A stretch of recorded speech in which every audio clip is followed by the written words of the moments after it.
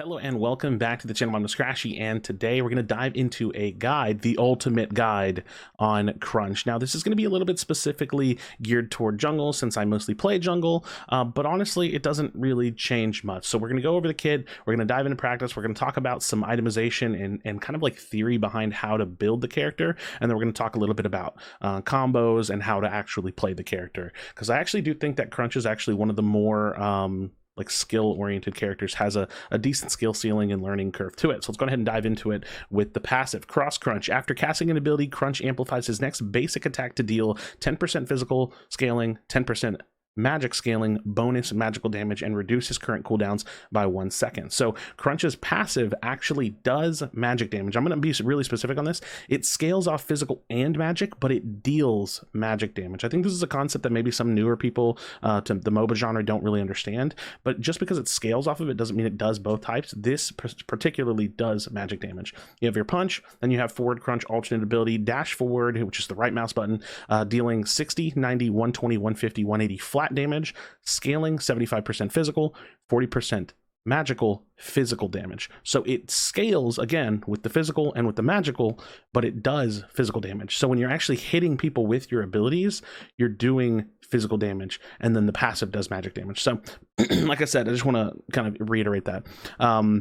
Colliding with an enemy hero stops Crunch and stuns them for 0.25 seconds, and then empowered dash and extended distance, pushing enemy heroes on contact, 18-second cooldown, 80 cost. So we're going to talk about this empowered in just a second. Left Crunch, primary ability, Crunch swings, this is his Q. Crunch swings dealing 50, 75, 100, 125, 120% physical scaling, 50% magic scaling, physical damage to the first enemy hit, and 50% to subsequent targets. The empowered damage dealt as true damage and deals 100% to subsequent targets on a cooldown that scales from 11, 10, 9, 8, 7 down to 7, cost at 30 mana. Right Crunch, this is Crunch's E, secondary ability. Crunch jabs dealing 75, 110, 145, 180, 215, 80% physical scaling, 60% magical scaling, physical damage to all nearby enemy heroes, slowing them by 60% for 1.2 seconds. Empowered uppercut nearby enemies, knocking them up for 1.2 seconds. The cooldown scales from 11, 10, 9, 8, 7, and a cost of 30. And again, all of these abilities deal physical damage. You can see it here: physical damage, physical damage, physical damage. Only the passive is going to do as deal damage as bonus magical damage. Then you have Recrunch, the ultimate ability passive. Every third basic attack or ability hit against heroes or monsters heals Crunch for 30, 85, 140. This scales with 10% physical power, 10% magical power. And so this is like the passive. This is where your empowered comes from. So every third basic attack or ability hit, this is the heal. Then the passive is every third ability used will be empowered, used within 10 seconds. So you have a 10-second window where when you use an ability, it starts priming your skin with flames. And that's really the only visual indicator we have until they add some kind of a UI element, assuming that they will. And this is when you have your empower. So if you use a Q into an E, you're going to have an empowered dash. If you use a dash and a Q, you're going to have an empowered E. So that's the way that it works. And we'll show this off a little bit later. Active, repeat the last basic ability use. So it's a Recrunch, literally uses the last ability. And it's on a 60-second cooldown, down to 45, down to 30. All right, let's go ahead and dive into practice mode. We're going to talk a little bit about itemization, and then we're going to actually show off the kit and what you need to know playing this hero and going into fights. All right, here we are in the practice area, and first and foremost, in every game you have to select a crest, of which I definitely recommend the warrior crest. Really quickly, let's go ahead and talk about crest options, as we're not going to be able to touch on it too much in the practice area. Phoenix is never really something I'm a huge fan of. I do think that for Crunch, both Icecorn Talons and Brutal Axe are very, very good. So if you're against a very heavy CC comp, maybe they have like a Richter Rampage Steel, Richter Steel Rampage, something like that, right? Like a bunch of CC on the team. Even like a Countess potentially, then Brutal Axe is really, really good for cleansing yourself. Otherwise, having additional ability haste on Crunch is amazing. So ability haste on Icecorn Talons with health and physical power, and then the ability to increase your power with the dueling zones and just pop off with Icecorn Talons. So either one of these, really, really great options. Really read it by game and then go from there. Let's go ahead and talk about itemization really quickly. And for the sake of illustration, we're using the normal skin because not everybody has the other skin. So let's go ahead and look at itemization. First and foremost, Crunch is phenomenal with Mutilator. Now, the thing about Mutilator that makes Crunch, makes it work so well with Crunch is that Devour is damaging an enemy hero with an ability, steals 5% of their maximum health for 20 seconds, occurring once per target. Well, you can actually cleave and do a lot of AoE damage. So you actually have that stealing health that can happen in like a single ability. So it's really, really nice to be able to go into a team fight and just like cleave or do like an AoE knockup and then just steal a bunch of health from people. The other thing about Mutilator is that it's the percentage health item, and it has a ton of ability haste. So Crunch is... This is the way I want you to think of bruisers. You have bruisers that are like Chimera and Grux, where they're much more auto attack focused. Chimera has his spammable Q, but he also does a lot of auto attacks. Grux is very auto attack focused. Well, Crunch, he auto attacks a lot, but he's very ability spammy focused. He really wants to cycle through his abilities. So things like ability haste are very, very beneficial, where someone like Grux is going to want a little bit more attack speed or something of that nature. So a Mutilator is really, really good for Crunch. It gives him a lot of damage shred, gives him good healing with Omni Vamp, which is perfect for his abilities and life stealing. 40 power, 25 haste. It's just the perfect single slot item that you could possibly give. Now, here's the beauty of Crunch, and I absolutely love this of Crunch.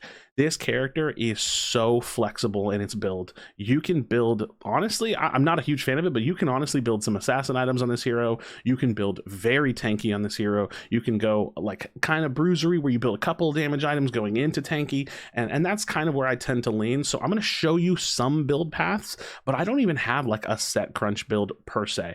The best thing I can say is that I definitely slot a Mutilator, and then I think an item like on hit item like Augmentation is phenomenal. This is going to give you a lot more haste. It's going to give you great damage passives, good power and health. So you can do something like this and then go straight into tanky.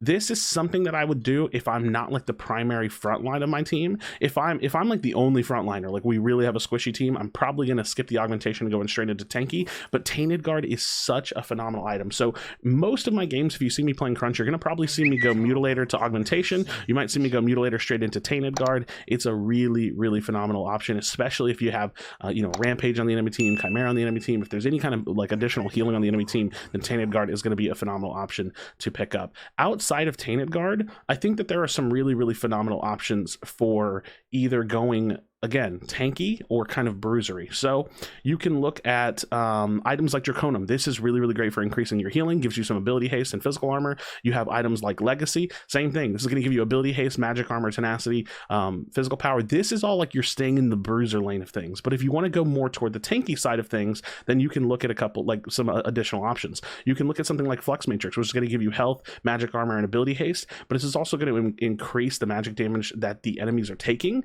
So that's going to be good for your passive, but it's also going to be good for any teammates that you have. So this could be very game dependent, depending on what your kind of team comp is.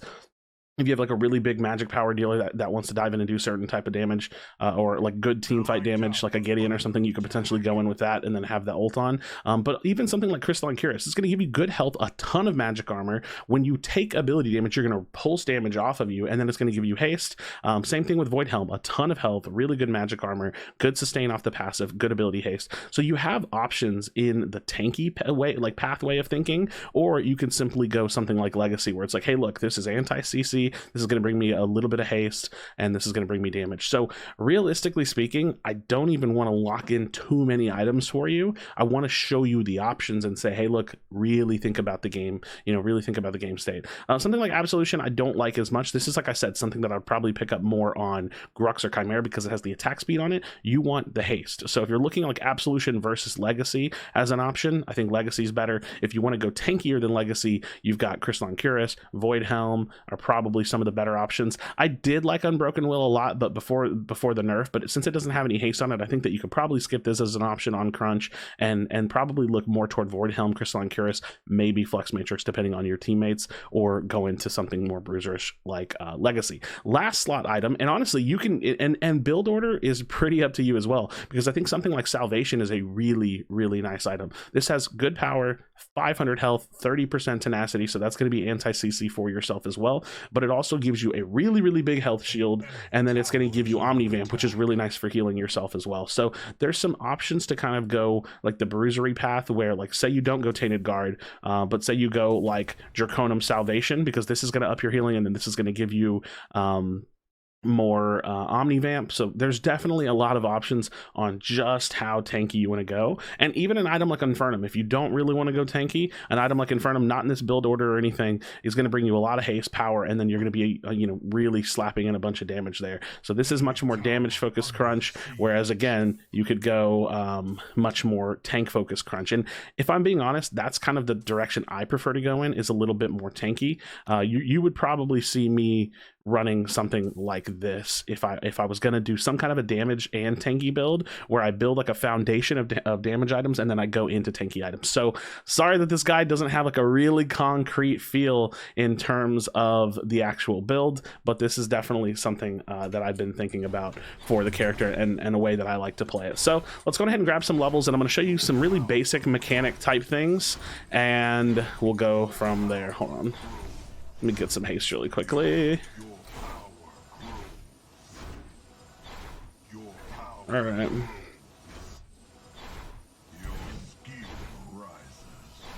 All right, so with Crunch, again, I'm going to show off how the passive ultimate works. As you use abilities, your character's model starts to change a little bit, and then you can tell that you're on your Empower. So let's go ahead and right click, use our Q, and now you see how my back is on fire. I know that my next ability is within 10 seconds is going to be empowered. So that's my knockup, right? Okay, very important. So you have to try to manage that at all times, including the ultimate. So if I wanted to do a knockup without using a dash, I could Q into ultimate, sorry, into E, because that just counts as another ability. So your ultimate is simply just an ability. It's nothing more. It's not empowered. It doesn't do anything special. It's just your last ability. So if you want to double dash, you need to, you know, dash at the target and then use your ultimate, right? So it really, like, if that's for running away, for chasing, it's really important, right? If I'm chasing someone, or let's say I'm at their tower line, I'm fighting, I'm running away. If I'm trying to run away, I'm waiting for my cooldown. Then you want to turn, you want to dash, and then you want to use your ultimate to dash again. And that's going to give you a ton of range. So for ganks, there's two ways that you can do it, essentially. If you're coming out of the fog wall, if you're looking to go into a fight, you can either dash in, Q into knockup, or what I like to do, imagine this shadow right here is a fog wall. What I like to do is to preload the E by pre-casting the Q. So you Q, then you dash out of the fog wall straight into a knockup, and that's very fast. So really important to know that if you think you have the time to fit the Q in, then you can dash Q into E for a knockup. Or if you don't think that you can fit that in, you can preload the Q. Now, for an actual fight, like if you're looking for full combo, you can go right click into Q into E, and then you can use your ultimate into Q into an E, and that's another knockup. So you're just trying to constantly look for ways to either weave in true damage Qs or weave in really good CC, and I think that that's also dependent on your build. If you have a very damage focused build, you're probably going to want to lean more into empowering your Q for true damage. If you have a bit of like a bruisery to tank build, you're probably going to want to look for a lot of that CC and just kind of relying on your mutilator and your ability haste to do a lot of your damage. So really, I could sit here and go back and forth and showing you different combos and different ways to do what Crunch can do, but it just comes with a lot of repetition. So jump in the game, watch your character's model. It does take some getting used to really pay attention to what your character looks like, but constantly be thinking about that rotation of abilities, because you have to factor the ult in as well. It's a 3 ability rotation, but you have 4 abilities. So, you know, just keep that in mind. You're constantly looking for ways to do knockups or additional true damage. You know, maybe I do true damage here, and then, you know, I do a shove, and then I do an E into a true damage Q again. Or I change it up. Now I go Q into knockup with my ultimate, you know, right click into, or Q into right click into knockup. So you're just constantly thinking about it, really, like the whole time you're fighting, you're constantly thinking about it. And, you know, I would say whether you're going for true damage or whether you're going for the knockup is a little bit focused on your build, but also just dependent on the fight. So this character, everything about this character comes down to the fact that you have a ton of build options, you have a ton of playstyle options, and you have a ton of different ways to actually utilize the kits. So honestly, in my opinion, Crunch is probably one of the higher skill ceiling heroes to learn, and hopefully I've been able to help you understand a few things and at least think about a few things, because I haven't really given you a ton of concrete things. I didn't say always go for Q knock or E knockups. I didn't say always go for Q empowereds, and I didn't say to always go for one build. So hopefully I've expanded your mind a little bit. Let me know your thoughts in the comment section down below. As always, friends, be sure to be kind of one another. Tell someone you love them, and I'll see you in the next video.